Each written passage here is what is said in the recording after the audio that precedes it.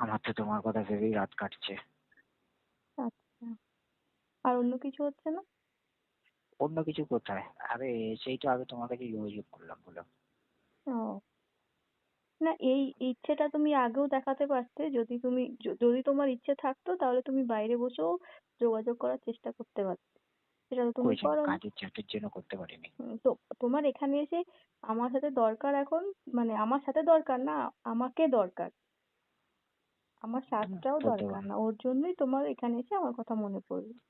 Actually তোমার test চাই আমার। সেটাই। তোমার টেস্ট অনেকদিন হয়ে গেছে তো পাইনি।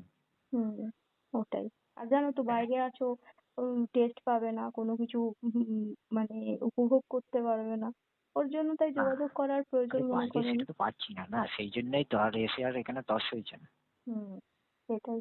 এখন যদি আমি না বলে দিই তাহলে কি করবে? আরে এরকম করো না, আমাদের যে কতদিনের সম্পর্ক বলো তো। সেটাই। না কতদিনের সম্পর্ক সেটা ঠিক আছে, কিন্তু তোমার উচিত ছিল না বা যে এই যে এখানে এসে যে যোগাযোগ করার মাধ্যমটা তুমি যেভাবে খুঁজে বের করলে, বাইরে থাকতেও তুমি ওর মাধ্যমগুলো চাইলে ইজিলি খুঁজে বের করতেই পারতে। আমার মনে হয় না তুমি পারবে।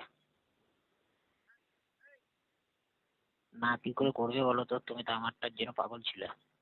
হ্যাঁ ছিলাম, সেটা অন্য একটা টাইমে। এখন অনেক পরিস্থিতি অনেকটাই অন্যরকম না। আরে পুরোনো হয়ে গেলে কি ওল্ড ইজ গোল্ড হয়, জানোই তো। ওল্ড ইজ গোল্ড মানছি, কিন্তু সবসময় ওল্ড ইজ গোল্ড হলে হয় না আবার। তোমার গোল্ড আবার বেশি দিন রাখলে ক্ষয়ে যায়, জানো তো। কইলে না, চিন্তা নেই, আরো ভালো করে দেবো।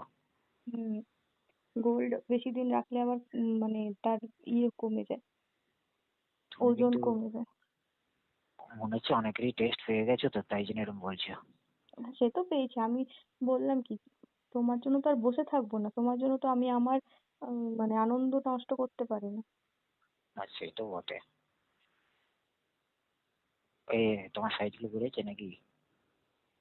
না আমি একটু রোগা হয়েছি আগের থেকে।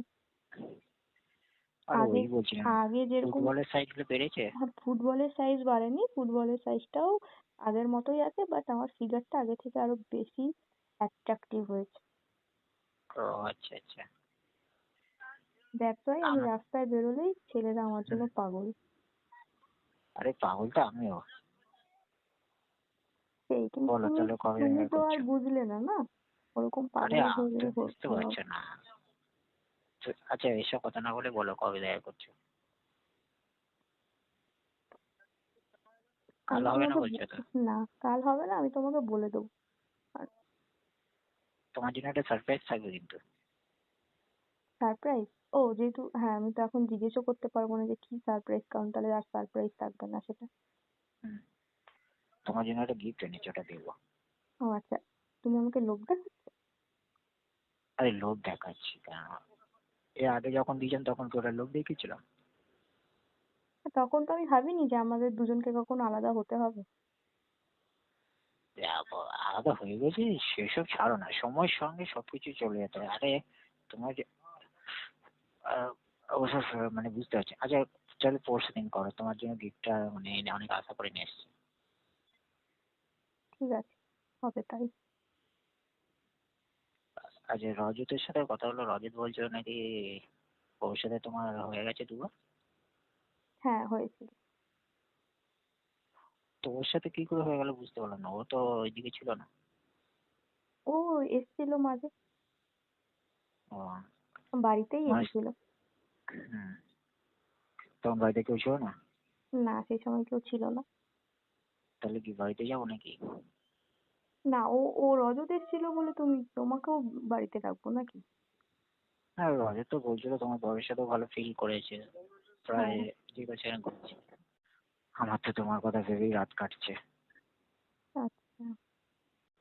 তখন বাড়িতে কেউ ছিল না? না সেই সময় কেউ ছিল না। তাহলে কি বাড়িতে যাবো নাকি?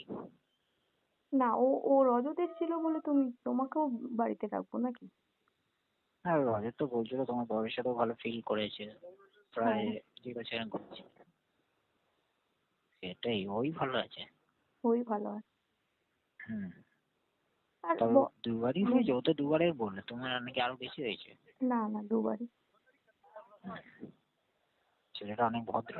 একবার এসেছিল, তখন বাড়িতে কেউ ছিল না। সেকেন্ড টাইম এসেছিল এমনি আমার হাজবেন্ডের সাথে আমি ওর পরিচয় করিয়ে দিয়েছি। হুম, হাজবেন্ডের কোনো কিছু সন্দেহ হয়নি, যার জন্য আমার ব্যাপারটা আরো ইজি হয়ে গেছে। তোমার বরের সাথে তো খুব আড্ডা ফাড্ডা মারছে শুনলাম। হুম।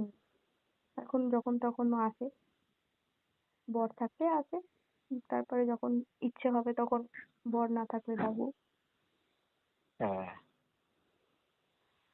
তো জল ফল খাচ্ছ? হুম।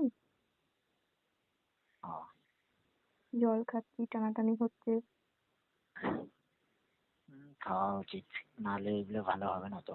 সেই অর্গান গুলো সব ড্যামেজ হয়ে যাবে। হুম,